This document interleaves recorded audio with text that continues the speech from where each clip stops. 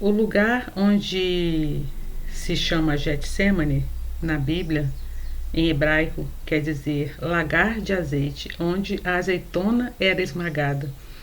Interessante que quando Jesus ele vai caminhando para o Getsêmane, os discípulos vão com ele, todos os discípulos, e Jesus, na verdade, ele já sabe o que vai acontecer ali, né? Ele já sabe que ali vai ser o lugar aonde vai começar, né, o sofrimento dele, né? Fisicamente posteriormente, mas emocionalmente falando, espiritualmente falando, o Getsemane ali ele representa o lugar onde Jesus ele começou a sofrer, né? O lugar onde ele realmente ele, vamos dizer assim, que ele teve a oportunidade de entender o que de fato aconteceria ali, apesar de que ele é onisciente, onipresente e onipotente, assim como Deus Pai e assim como o próprio Espírito Santo, porque é uma trindade, ele já sabia o que iria acontecer, mas quando ele humanamente fala para Deus que, né, ele faz aquela oração que ele fala,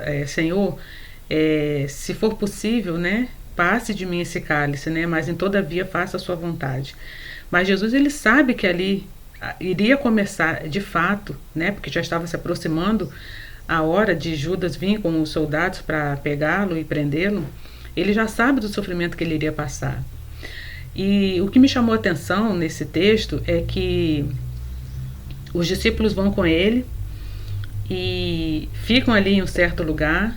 Ele chama para ir mais para frente três, como os três que sempre vão com ele nas tarefas mais intensas, né? Assim como o monte da transfiguração, ele também chamou aqueles três discípulos para irem lá com ele. E mais para frente Jesus vai sozinho. É o lugar onde ele faz a oração, né? O que me chamou a atenção nesse texto é que na nossa vida também nós temos momentos em que estamos rodeados de pessoas. Às vezes nós estamos com pessoas mais próximas, às vezes nós estamos sozinhos. Mas em todos os momentos da nossa vida Jesus está conosco. Quando eu entrei no meu deserto, assim que meu esposo saiu de casa, na verdade eu fiquei sabendo 2 meses depois que ele já estava com essa pessoa, que ainda ele está, para quem ainda não sabe, às vezes vocês me perguntam aqui na descrição dos vídeos, isso já se passou 3 anos e ele ainda está com essa moça.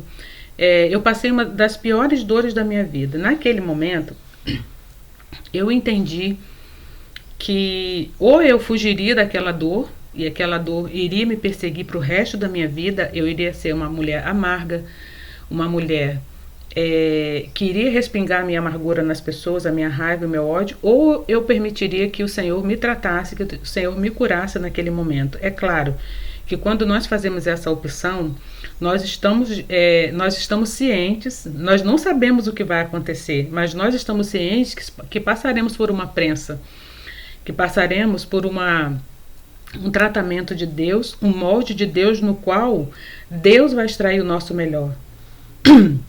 Assim como ele fez com Jesus, perdão.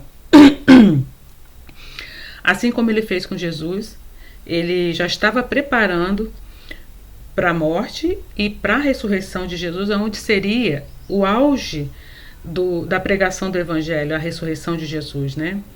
Então Deus ele faz isso com a gente da mesma forma. Deus ele nos leva para um lugar.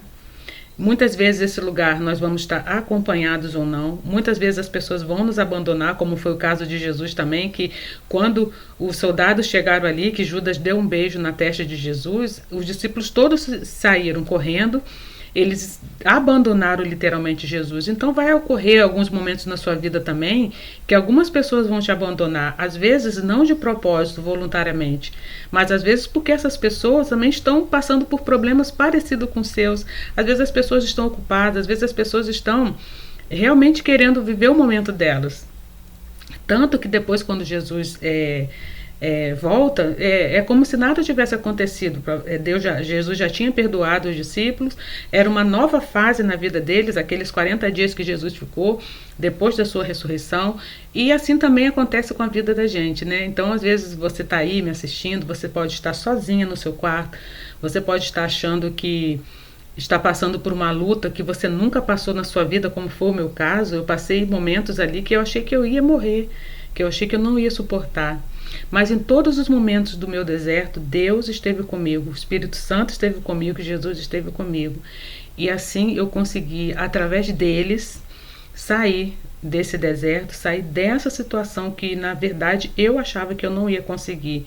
Eu achava que eu ia ficar a minha vida inteira chorando, chorosa, a minha vida inteira, o resto da minha vida, né, amarga, mas eu creio que não foi uma força minha, não foi uma força própria. Eu creio que Deus viu dentro de mim que existia esse desejo de querer sair daquele lugar, mas o Senhor me resgatou desse lugar. O Senhor tirou toda a dor do meu coração, toda a amargura, todo o pensamento negativo em relação a mim mesmo, em relação à situação. Eu consegui perdoar o meu esposo, porque para mim era uma tarefa impossível perdoar ele. E a pessoa que está com ele também. Porque na verdade eu cheguei num ponto da minha vida em que eu não estava nem mais preocupada em restauração, porque logo assim, quando a gente está naquela vida, né, nós estamos naquela vida, naquele casamento, que nós sabemos que não está bom, que eu sabia que meu casamento não estava bem, mas só que quando o outro sai, parece que é uma ficha que cai, né? Ah, ele era isso, era aquilo, e está ruim com ele, pior sem ele. Então, entra aquela situação da gente querer a pessoa do jeito que está, a gente querer lutar pela restauração do nosso casamento. Então, eu cheguei num ponto que eu já não mais lutava pela restauração do casamento. Eu comecei a lutar pela minha restauração, porque eu já não aguentava mais viver triste, viver chorosa. O meu semblante era um semblante como se eu estivesse o tempo todo no velório. Então eu comecei a pedir ao Senhor para fazer a tratativa em mim, para curar meu coração, para me ajudar a perdoar ele, porque eu fazia de tudo. Técnicas terapêuticas, eu fazia de tudo que você possa imaginar. E eu não consegui perdoá-lo. Até que o Senhor teve misericórdia da minha vida, o Senhor me auxiliou e eu consegui perdoar ele. E essas pessoas que me abandonaram, não só ele, mas as pessoas também que foram ficando pelo caminho, algumas pessoas ficaram comigo, de fato eu tive pessoas que ficaram comigo, e uma delas é até minha irmã. As outras pessoas, elas não tinham obrigação nenhuma, nem mesmo a minha irmã não tinha obrigação de ficar comigo, porque ela também tinha a vida dela. Mas em todos os momentos, independente que eu estivesse sozinha ou que eu estivesse acompanhada com alguém ali me ministrando na minha vida, a pastora da igreja onde eu congrego, os amigos da igreja, foi um cuidar de Deus na minha vida extraordinário. Mas em alguns momentos da minha vida eu fiquei sozinha. E nesses momentos que eu fiquei sozinha, muitos deles eu escolhi ficar sozinha porque eu precisava que Deus fizesse a transformação na minha vida. O Senhor estava comigo e Ele permitiu que eu passasse por aquilo tudo, que eu entendesse o que estava acontecendo, porque a restauração que Deus queria fazer era na minha vida, porque eu estava afastada do Senhor, eu estava vivendo uma vida que estava em cima do muro, que na verdade não existe esse meio termo para Deus, ou você é de Deus ou você não é. Então eu estava em cima do muro mais pro lado de lá do que do lado de cá. Então assim o Senhor fez, Ele me resgatou e eu comecei uma nova história, uma nova fase na minha vida. Eu gosto sempre de falar nos meus vídeos, para você que me acompanha, eu sou a favor da restauração de casamentos, mas eu prego aqui a sua restauração pessoal, porque não adianta você entrar em nenhum relacionamento, qualquer relacionamento que seja, de amizade, profissional, conjugal, não adianta você querer entrar em nenhum relacionamento se você não se curar em Cristo, se você não procurar ser uma pessoa melhor a cada dia, a cada segundo, porque as lutas são muitas, as tempestades são imensas. Todos os dias nós temos provações, às vezes nós não pecamos em palavras, não pecamos em ações, mas pecamos diariamente, diuturnamente pecamos em pensamentos. Então, Deus queria fazer isso comigo e Ele quer fazer isso com você também. Então, em nome de Jesus, eu peço a você, entenda o que Deus quer fazer com você.